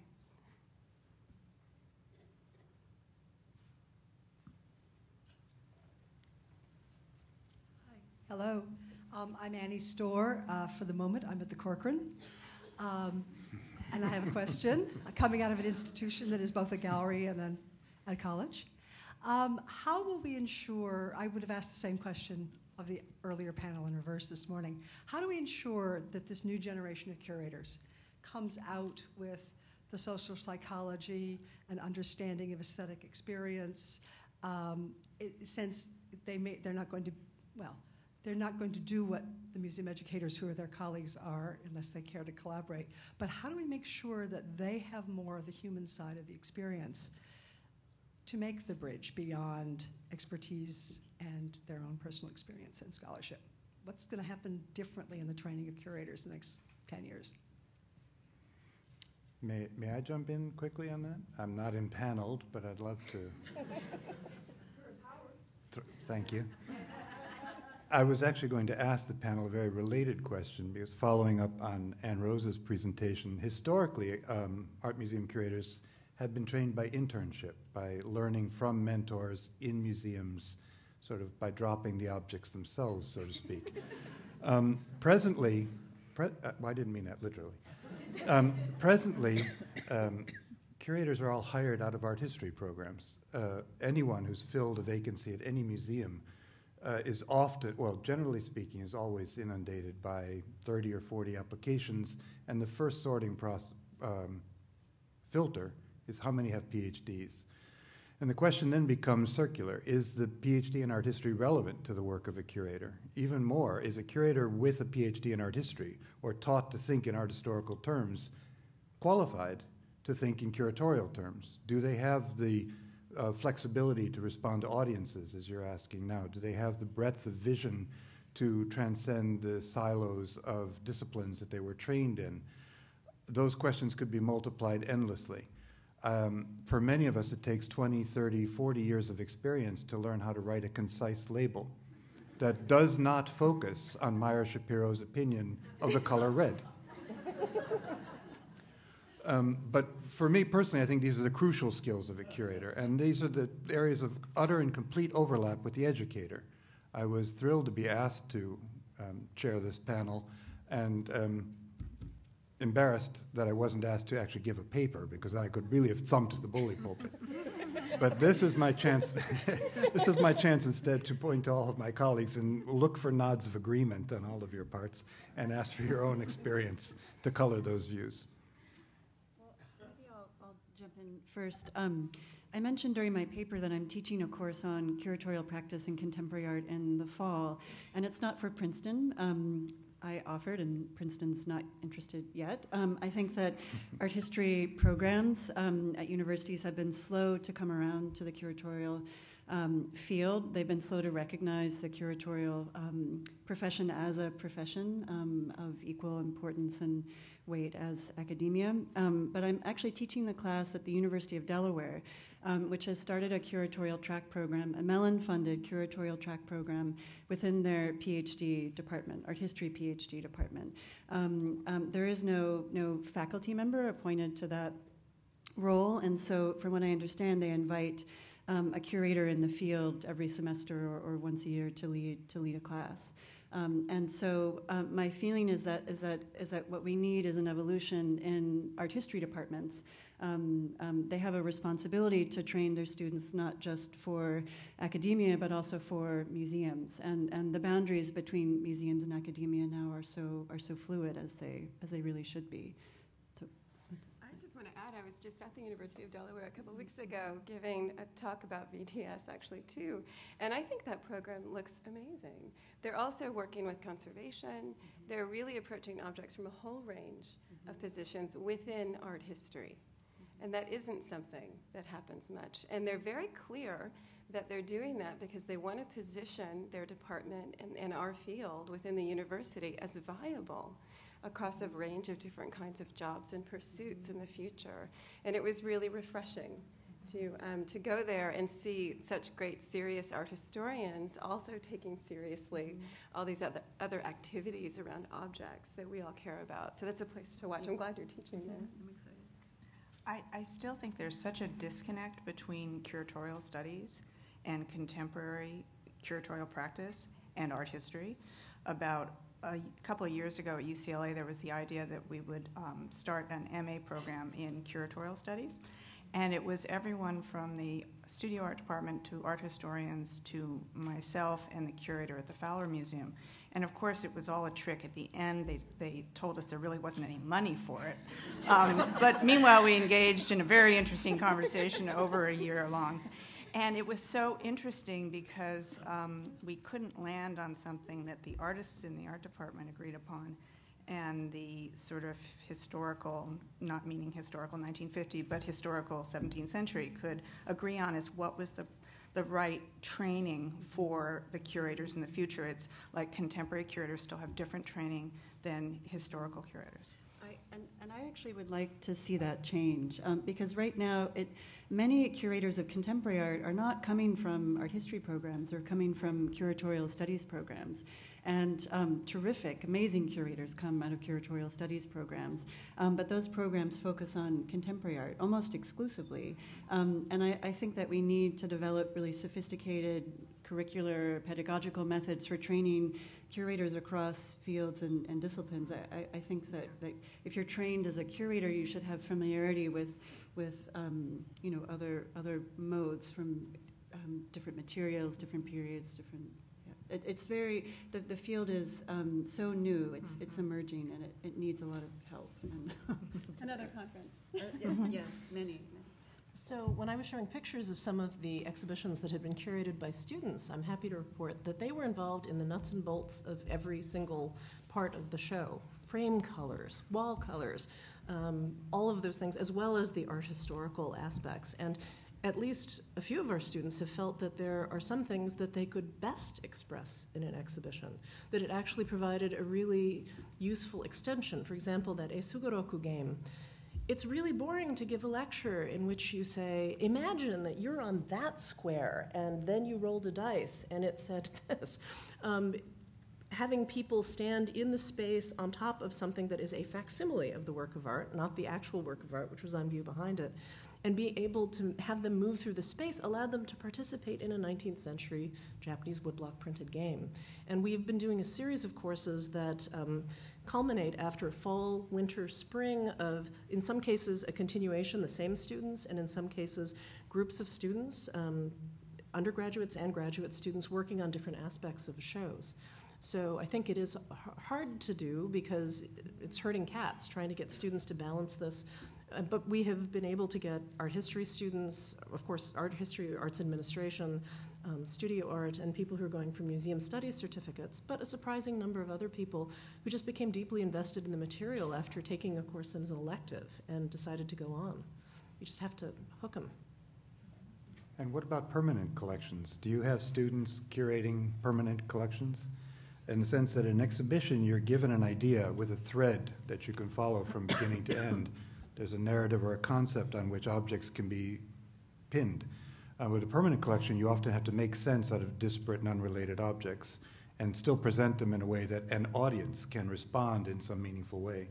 Do you involve students with that work? Very much so. Mm-hmm. At Princeton, actually, students primarily curate rotations from the collection. It's faculty who curate loan exhibitions, along with curators on staff and at other institutions. At Wellesley, we didn't have the resources to have students actually curate, but they helped us with a reinstallation of the permanent collection in a whole range of ways. But one of the most interesting ways to involve students to me was that I would write wall texts or have ideas for, it was a thematic installation, not chronological. And I would invite students in and they would respond to the texts using the Detroit Institute for Arts evaluation methods.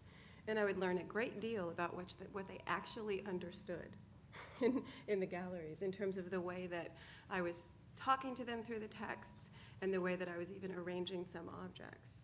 So I got data that helped me reformulate or rethink my language with them. And it didn't change a theme or anything. It just helped me nuance the questions that I was trying to get them to think about.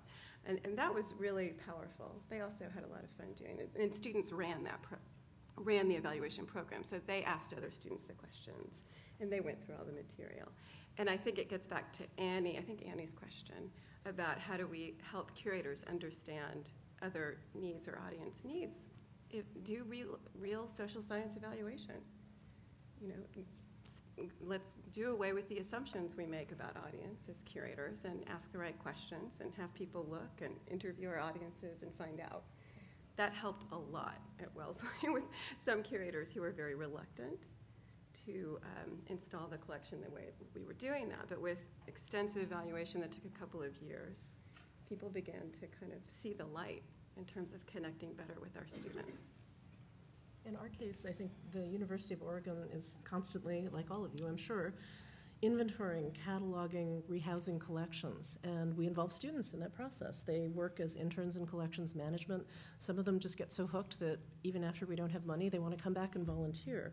And it's those lucky finds in storage of, wow, we have all these paper cuts. We could put those out at the same time as the Carol Walker and kind of have a dialogue between these two different shows that a lot of serendipity is involved, but it comes from the passion of students having access to original objects.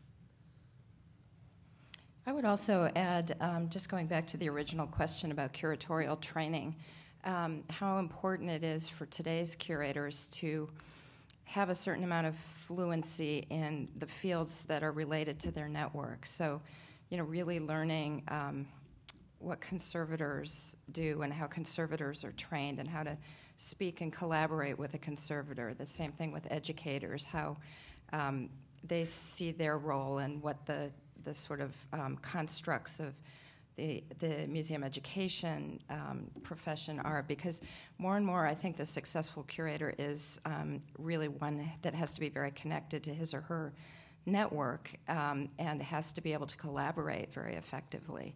And so I do think that, for example, in the summer academies that I was talking about, we are constructing the week as a series of conversations with a curator who then chooses a colleague somewhere in the museum to have a conversation with the students, so that it's not just curators sharing their own personal journeys, but talking about how they collaborate in the museum with professionals from other disciplines.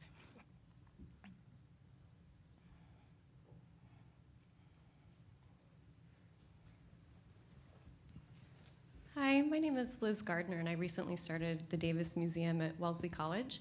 And I really wanted to thank you all for sharing all of the different examples of how you worked with students and how you teach them and how you mentor them.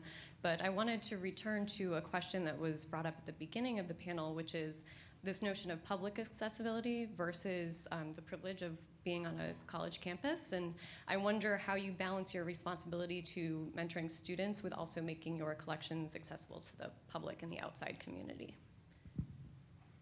Well, perhaps I can turn that question around so you can answer it from both directions. Martha, is the Art Institute of Chicago a teaching museum? I'd say absolutely. We have a very robust art school which teaches art history and has graduate programs in art history and visual and critical studies. But, I mean, first and foremost, we do serve a broad public.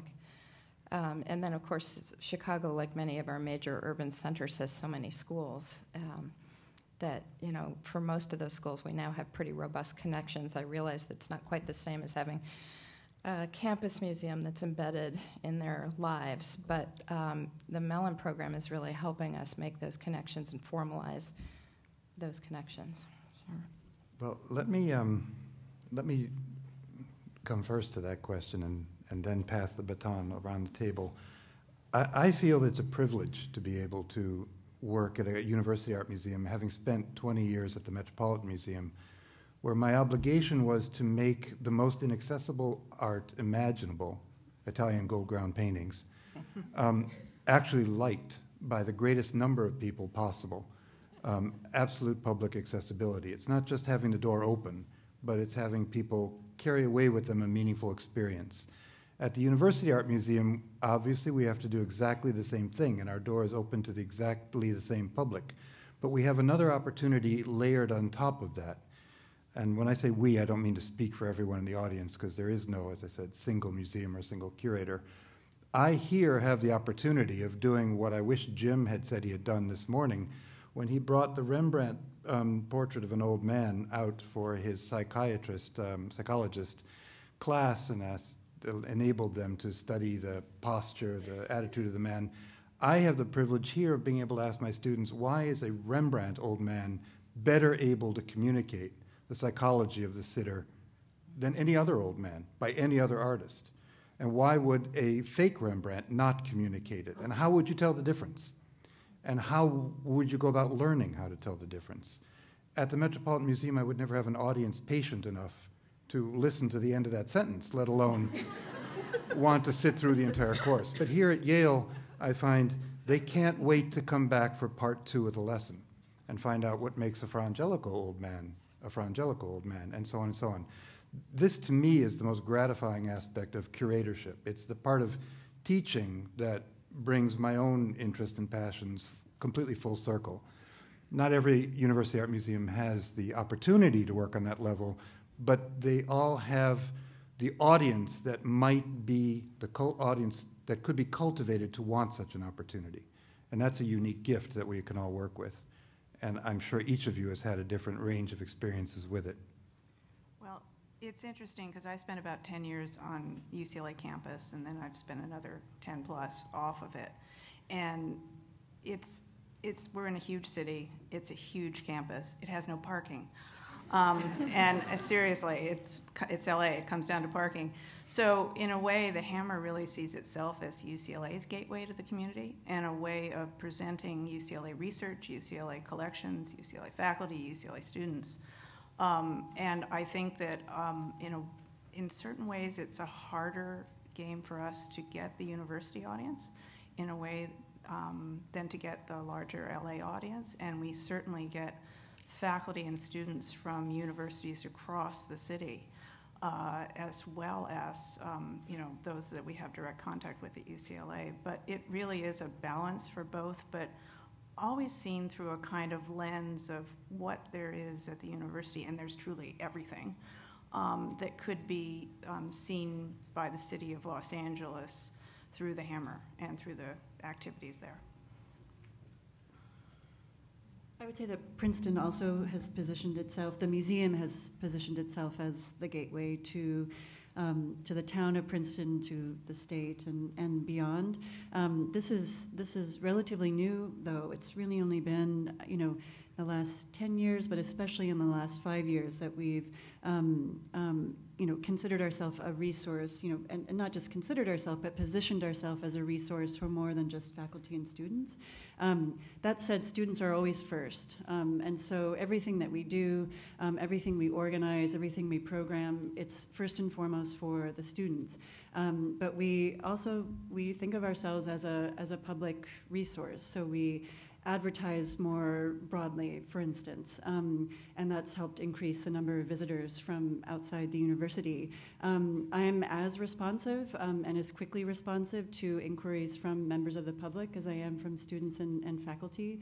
Our Princeton Drawing Study Room is open to members of the public, and so they can request to see a work of art in that space, the same way a student or a faculty member could.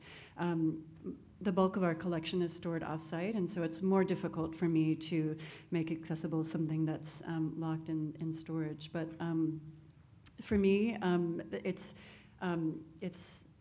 natural to include the general public in everything that I do at Princeton. I think it's an interesting question because at Wellesley and Brandeis, and you're at Wellesley now, it's pretty far afield from Boston. And so it can be tough to get to. There are simple rules of kind of logistics that impact the smaller institutions. They're both right outside the city, and Boston has a wealth of other art museums. So there's some sense of competition.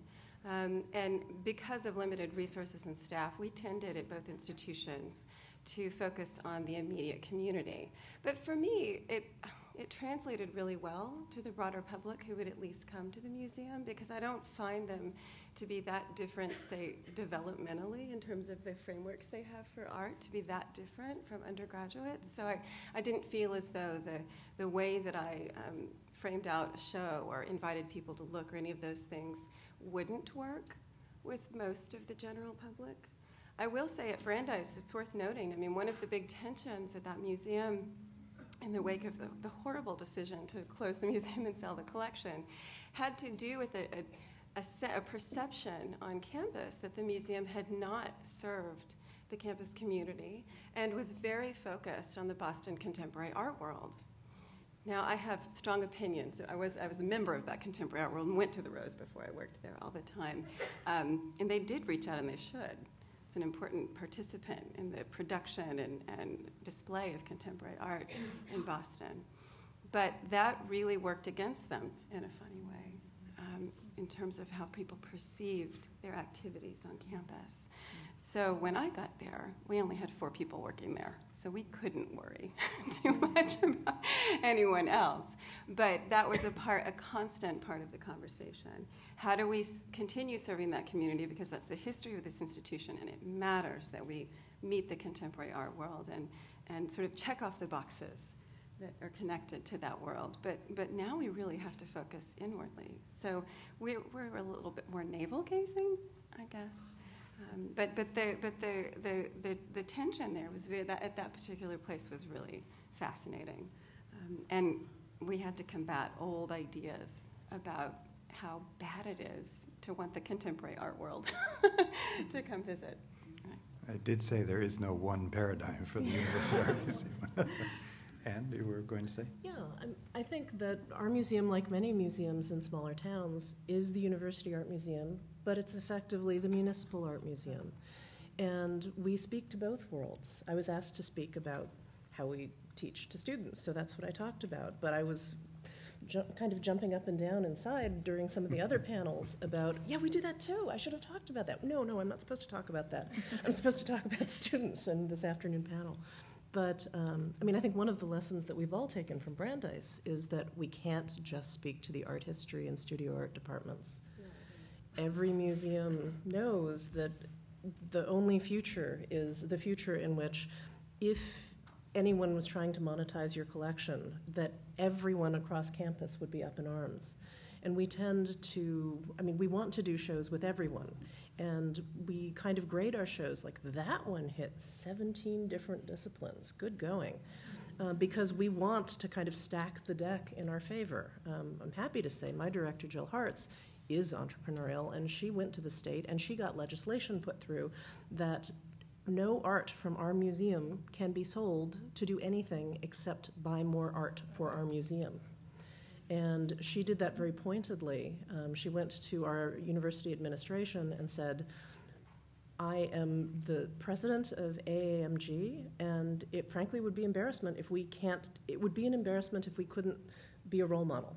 And so not only are we trying to reach out across disciplines, but we need our community to love us. How sad would it be to be that ivory tower institution that a town thinks, ugh, those people, navel-gazing, as it were. We try and do things that speak to both. And there's some shows that play better to one audience and some to another. And that's my job, explaining to them why we do both. Are there more? There's a forest of hands up in the middle and on the periphery. This panel may need to go on until 6 o'clock. Your son won't ever get to his junior prom. No, he will go, and I will go. The panel can continue without. I think we should all go. I'm not dancing at the prom. It's a picture thing. Yeah, exactly. Thank you for a really wonderful panel. And Ann Rose in particular, your phrase of the significant pantheon of mentors really resonated with me, and I'm sure with many others who think nearly daily with great gratitude to the many people who have formed us as we go along in our profession. I'm at the University of Chicago at the Smart Museum, and right now I have the pleasure of teaching a print course entirely out of our collection in 19th century prints class. So Cynthia, it was also a delight to hear from you about goings-on at the Grunwald. But what I wanted to say about that is that even as, it is a great delight and joy to be teaching students. It's a course offered in the art history department. There's a sort of optional curatorial experience at the end for students if they wish it, but it's not a requirement. Otherwise, it's very much a hands-on prints course that's historically grounded.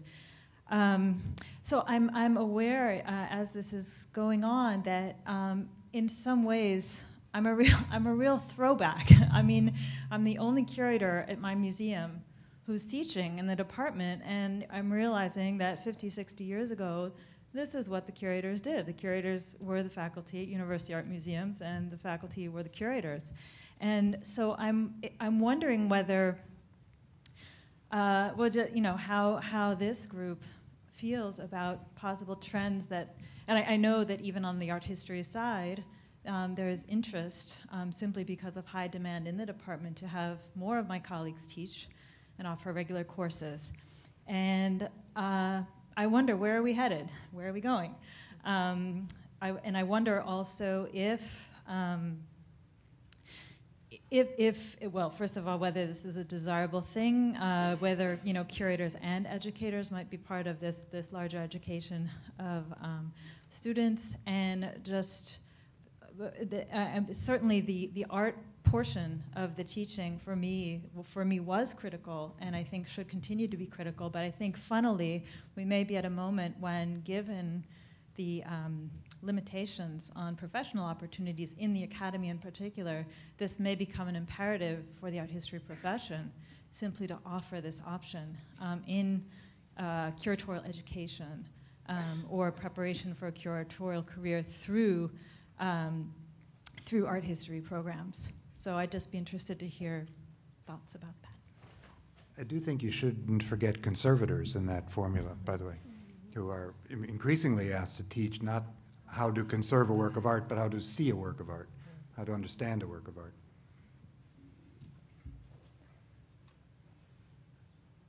Well, I believe that curators should be involved in training not just art historians, but future curators. And but I think that we need to do so.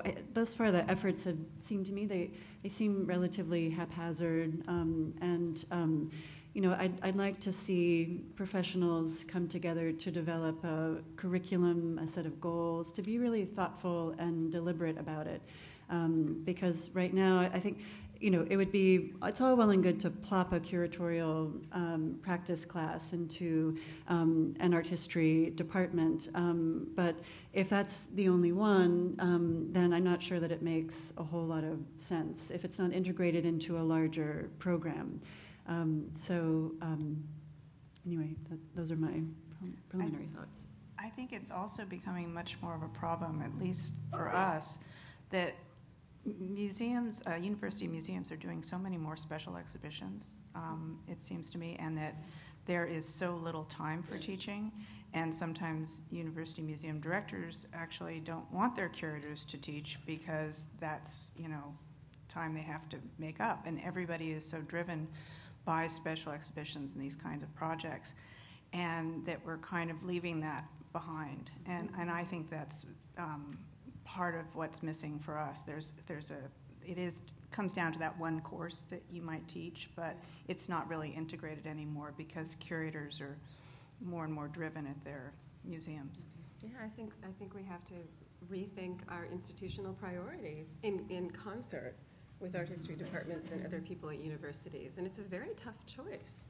Yale, I think, has done a great job. I mean, at the conference we planned 4 years ago, Pam spoke about reallocating resources so that students could learn to curate, and that's what we need to do as institutions. And it's a big choice because of the drive for shows. I completely agree. It's so intense. I think we not only have the charm campaign with students, but we have the charm campaign with faculty. Yeah. So if you can seduce your faculty into collaborating with you, you will have advocates who will want curatorship, because once they get a taste of it, they think, wow, this is really neat. I was interested in Goya before, but I didn't have the opportunity to juxtapose these things. And I feel as though many of our faculty have become advocates. So, I really do think that's key.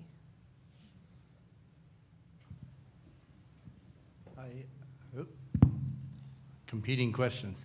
I'm James Schulman from Artstorp, and I guess when I think of the proliferation of digital images of collections, I think the highest and best calling of those images is to serve as bait to bring people in to engage with works in the range of ways you've discussed. And whether you're trying to bring in a range of faculty or students or staff from different departments on a campus or a different kind of outreach, using those images as ways of bringing them in to engage is, I assume, one of the main reasons we're all spending so much time and resource on digitizing collections and making them accessible. And I just wanted to ask if you had examples of how you thought the digital was helping to bring people in to engage, and then doing the work that you've been discussing on the panel?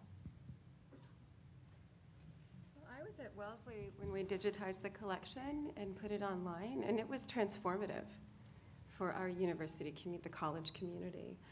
Faculty, mostly in art history, but other faculty as well, began using that resource, and it also made I wasn't the academic programs curator there, I was a collections curator, but it made her work and some of my work much, much easier in terms of people gauging themselves, what they might be interested in, and joining conversation with us. And I also have I remember we were trying to get people to know about it and to teach from the collection, so we thought about making a bunch of posters of our great works and putting them in the faculty bathroom stalls so they would see the art and, like, don't you want to teach from this, that kind of thing. So we actually considered reproduction and across the board because we were having so much trouble. So the idea of the images proliferating around campus was also kind of powerful. I don't think the director let us do that. There's the logistical reality involved as well. I'll cite an extreme case. Here at Yale, our collection numbers in excess of 200,000 objects, 2% of which are on view in the galleries. If we honestly want faculty, students, and the public to have access to the full range of our collections, the only vehicle we can rely upon is digitized communication. People can know what exists and how to select from it to decide what to ask for or ask about. I draw the line at digitizing photographs of photographs. That's where I think that we're descending into the nether worlds of harming our audiences rather than helping them. But otherwise, it's a platform of communication as much as anything else, and all forms of communication are welcome. At risk of being an alternate voice, we do have issues with students who might have forgotten to do their assignment and every once in a while would like to rely on the digital images. So it has happened that some of the images for objects that are on view in our galleries have disappeared for a moment from our website at the time that assignments are happening, which I think is a little bit dastardly, but it does worry me that students so often, until you teach them to slow down and stop and think, the way that they're interacting even with something that they like is with something in between them taking a picture of it. And it's great if they Facebook that picture, as long as it's not under copyright, but it's somehow getting in the way. I went to Ryoanji recently and was struck as you stepped up towards the famous rock garden of seeing just a wall of arms like that. No one was experiencing the garden. Everybody was sending pictures of it to someone else. And there is something so meta about that. It's just so troubling. I do think, though, we see that happening every day, don't we? And it's so true. But I do think that, one of our great hopes, we're in the midst of a massive digitization project at the Art Institute, and one of the great hopes is that those collections that are not usually on view, those that have study rooms, and where often the collections are not fully cataloged online or imaged, notably the textiles collection. We have a world-famous textile collection that has been very poorly documented over the years because so much of it is oversized and can't be accessed in any reliable way. The only way to encourage scholarship in a field like that is to get those images and that information out. And then once people start to discover what's there, then we can, start to make things available object by object. But if we want to think about encouraging graduate students, for example, to work on, let's say, those parts of the collection that are less mainstream only because they're not in the galleries usually, we need to get those images out online, just simply so that they know, the kind of encyclopedic nature of the field and can really choose where they decide to concentrate their own specializations. I don't want to rain on this party. It's a great deal of fun. I have to go. But I would love to thank my panel and encourage all of you to keep throwing questions at them if you like. And thanks for being here.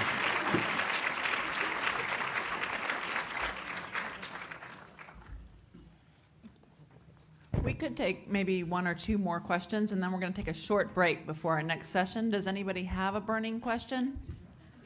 I finally got the mic. Is it on? Yeah.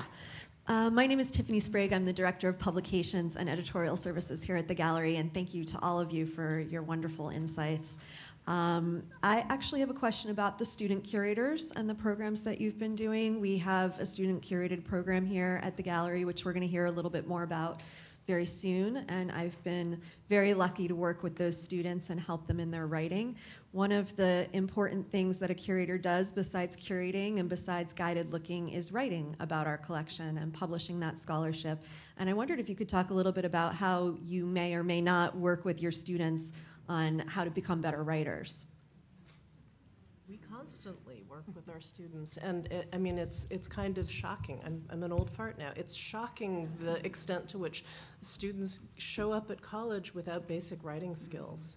And all of our faculty colleagues are dealing with that. And luckily, we're partnering with faculty who are teaching them, providing content. University of Oregon has a program that's acronym is FIG. It's a freshman interest group. They've done studies and they've realized that they have certainly better retention and better grades if students who come in as freshmen have some sort of basic guidance. And so they partner faculty in related fields. So the example I'm thinking of right now is the professor of Asian religions partnered with the Asian art historian or the Japanese art historian, learning about religion in Japan and Japanese religious art to the point that they can write labels for some Japanese religious objects in our galleries. And in that case, obviously they're spending a quarter studying this material. They're sending in writing assignments to their professors who are kind of going over it from the standpoint of content. But obviously it takes a great deal of massaging, and we share that editorial process with them just the way that we do amongst ourselves, because that's such an important learning curve of, you know, don't write to your professor knows this. Write to Joe Q. Public, who has no idea what a bodhisattva is, and explain it simply, succinctly, so that they will come away with a little nugget of knowledge and understand this work of art a little bit better. I've taught a couple museum studies courses at Brandeis, and we did a lot of work with writing, mostly labels, though. We didn't have time to graduate to catalog entries. They weren't ready for that. But I have label guidelines that I've put together, and I gave them label guidelines from other institutions, and it still was such a struggle. And they went through multiple iterations, which was really helpful and healthy for them. And then they evaluated each other's labels with no names. And we got responses. We use those DIA techniques. Again, they're so great. I highly recommend them. They're really simple. And that helped them a lot to think about audience and language and stuff like the passive voice, all those basic elements of label writing that are so different than writing an academic paper or a high school essay, which is where a lot of them still are, actually. But yeah, I think there are nitty-gritty ways you can dive into that. I'm sure you do them here, too. One more question?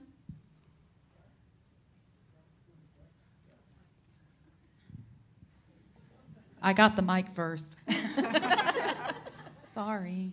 I'm Ansley Simmons. I'm a doctoral student down at Florida State University, and part of my research interest is internships. So I was interested in hearing about the Curatorial Studies program, and I'm wondering about the need for that as opposed to encouraging more internships with graduate students, because I've always felt that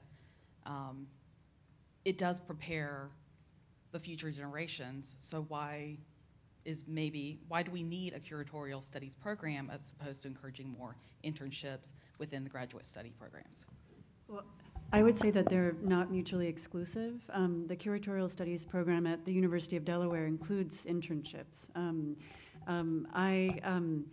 I think that curatorial studies programs are fundamental and important because they give students a chance to think at a kind of meta level, to think historically and philosophically and methodologically about what they do and why they do it. And so it's incredibly important. But then at a certain point, absolutely, students should be going into museums. They should be working directly with curators. They should be mentored by curators. They should be let loose in storage by curators. And so in my mind, they're part of the same effort, and each is vitally important.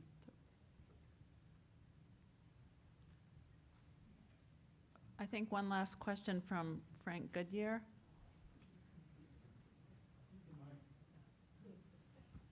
Hi, I'm Frank Goodyear from Bowdoin College. I'm wondering if the panel could just reflect a little bit about the role of scholarship and research and publishing and all of the kind of deep knowledge that we've all gained in graduate school, and to what degree, as university curators, we should be continuing those pursuits. Oh yes, we should. Yes, absolutely. That was one of the main thrusts of my paper, is that curators should be. They are scholars. They're producers of knowledge, and even if we're not, lecturing to visitors to the museum, even if we are soliciting their feedback, all of our expertise comes to bear on those interactions. And I very much see myself as somebody who is a curator scholar, and curating is an opportunity to think in scholarly and intellectual ways about contemporary art. So I see those roles as fundamentally intertwined, and worry when they're divorced. I actually worry a lot. And it seems to me that in the field of contemporary art, which is again something I touched on, that they're beginning to diverge, that there are now just curators, and then there are scholars, and I think that's a troubling development that's not really been addressed yet.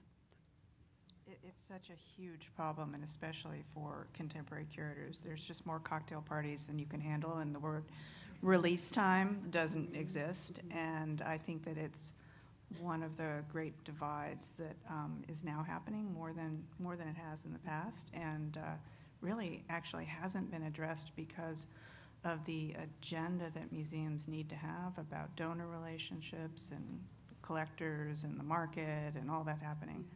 So.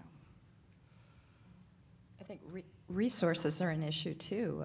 That we, even at the Art Institute, are having trouble being able to give all our curators publishing opportunities on a regular basis simply because of lack of resources. So, that's another thing that we're trying to come to grips with. Time and money for travel and research. It's precious. I mean, and it's hard fought and hard won. But honestly, since we're teaching the next generation, unless we do that scholarship, they're not going to see that's part of our job. So we have to. Yeah, that's true. I think its role, I mean, we have to do it to make an exhibition, to install a collection gallery. Hopefully. If you're not, well, yeah. Okay. Yeah, there is a lot of time pressure. But I ended up thinking about my work because I care so much about audience and being open, and as I said, stepping back the minute I get in front of the work of art with people, but every moment until then, my expertise is quite crucial, and I worry all the time about not having enough time and energy for it. But yeah, it's absolutely critical. Otherwise, you can't facilitate that conversation. The installation and all the research and thought that goes into it is the first level of interpretation. We're creating that space in which the work of art is experienced, and that has to draw on everything. I think that's a good last word for the panel. I want to thank the panelists from today, from this afternoon, and from this morning. It's been a terrific day.